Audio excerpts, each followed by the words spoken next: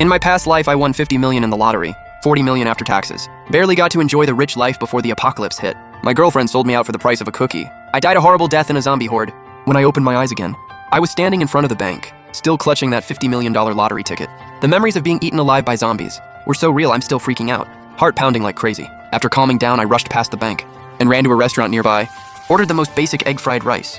The rice and eggs in my mouth tasted so good it felt unreal. I hadn't eaten rice in 3 months during the apocalypse. In the apocalypse, I only survived 3 months. Eating this delicious fried rice, I literally cried. Nobody knew that before the end times.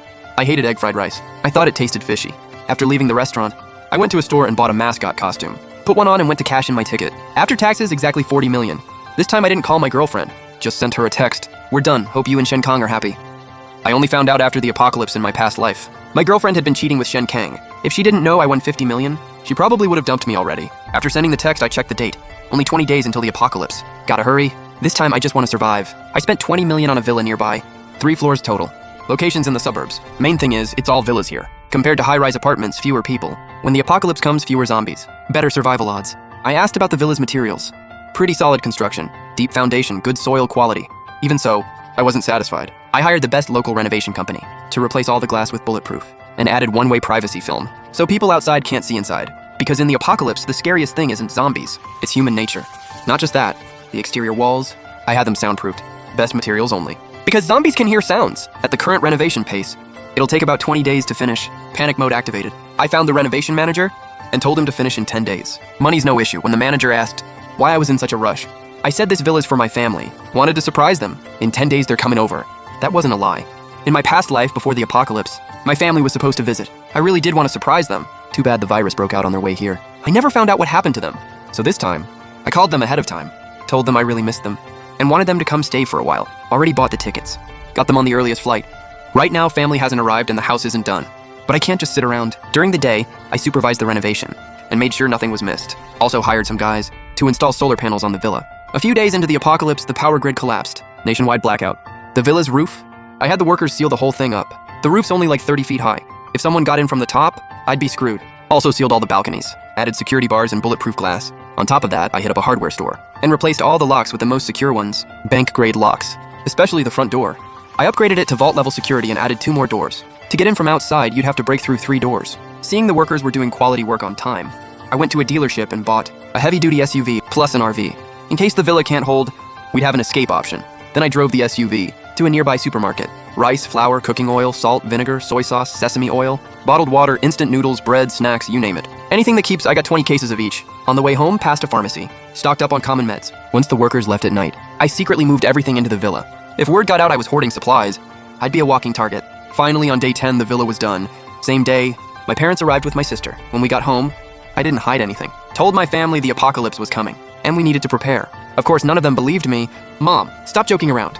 Mom looked at me all worried, feeling my forehead over and over. Me, you're not burning up. Mom, I'm serious. Me, if you don't believe me, Old Man Guy from our village is gonna die tonight. My parents' faces changed instantly. They scolded, what are you talking about?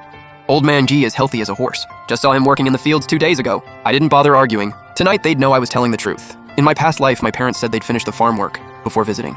But right when they were about to come, Mom called saying, Old Man G had passed away, so they had to delay a few days. Mom said on the phone. Old Man G was walking home from the fields when he fell down a slope. Died that night at the hospital. Life's unpredictable. The next moment always catches you off guard. During dinner, Mom cooked a whole table of food. Smelled amazing. Brought back memories. Mom, come on, eat more. Mom, look how skinny you got. Mom, working so hard in the big city, huh? Mom lovingly put food in my bowl. Dad looked at me with concern too. You doing okay? Before I could finish my sentence, a phone rang and cut me off. Dad got up, reached into his pocket and answered. Dad, you guys keep eating. He walked out to the balcony. When he came back, his expression was serious. Me, what's wrong, old man? Who called? Mom was putting food in mine and my sister's bowls, asking casually. Dad, the GE family's eldest called. Dad, said Old Man G died tonight. Mom was completely shocked. The meat on her chopsticks fell without her noticing. Dad silently pulled out a cigarette and lit it. Death countdown, 9 days until the apocalypse. Not much time left and we're way short on supplies. First thing in the morning, I went to a dealership and bought a brand new semi-truck. Time for a supply run out of town. Buying too much locally would raise suspicion. Last few days, because of the workers, I couldn't stockpile big. Now I can finally go all out. Plus, Dad's here now. He used to drive semis, did long hauls. This truck's easy for him. We drove straight to a big supermarket in another city. This time, I didn't even go to the store floor. Went straight to the manager. I told him, We're donating supplies to kids in the mountains. Since our schedule's tight, the factory can't deliver in time, so we're buying from the supermarket. The manager was so excited, he didn't even question it. After checking my list, he had his guys load everything onto the semi. This time I went all in. Cooking oil? How much you got? I'll take it all. Snacks. Whatever's in the warehouse, load it up. Self-heating meals? I'll take every single one. Bottled water, sodas, anything in stock, throw it on the truck. Meat, fresh produce, dairy. They don't keep well, but I still got some. Since meat doesn't store long, I called Mom, who was organizing stuff at the villa, told her to buy 5 big freezers, just for meat. While she's at it, grab some pots, pans, and dishes too. While the workers were loading, Dad spotted some soil in the corner of the warehouse. Bought that too. Also grabbed vegetable and fruit seeds, plus a bunch of water purifiers. We basically emptied most of the warehouse, and the semi was just barely full. Let's buy some clothes and blankets to fill the gaps. I mean, after the apocalypse, the weather gets crazy unpredictable, super extreme, hot and cold. Because of the extreme weather, plenty of people don't make it. Dad agreed. We ended up buying blankets. 10 winter coats each, 10 padded outfits, plus fans, space heaters, electric blankets, and dozens of boxes of hand warmers and cooling packs. By the time we drove back to the city, it was 1 a.m., super quiet, since the semi was too big to fit into the villa area. We spent the night carefully hauling everything in trip by trip. Finally got most of it moved before sunrise. Whatever was left, when we leave for another city, Mom and my sister can move it at night. After resting that afternoon, Dad drove the smaller truck I bought, and we headed to another nearby city. With the experience from before, this run went smooth, but this time, Dad and I decided to stock up on daily essentials, entertainment stuff, and weapons.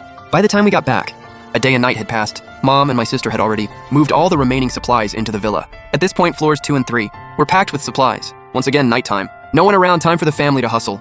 This truck was smaller, so we got everything sorted before dawn. Next morning, Dad and I went to the local wholesale market, but didn't buy much. Aside from not wanting to look suspicious, we're basically out of storage space, so we bought about the same as other vendors. On the way back, my phone rang.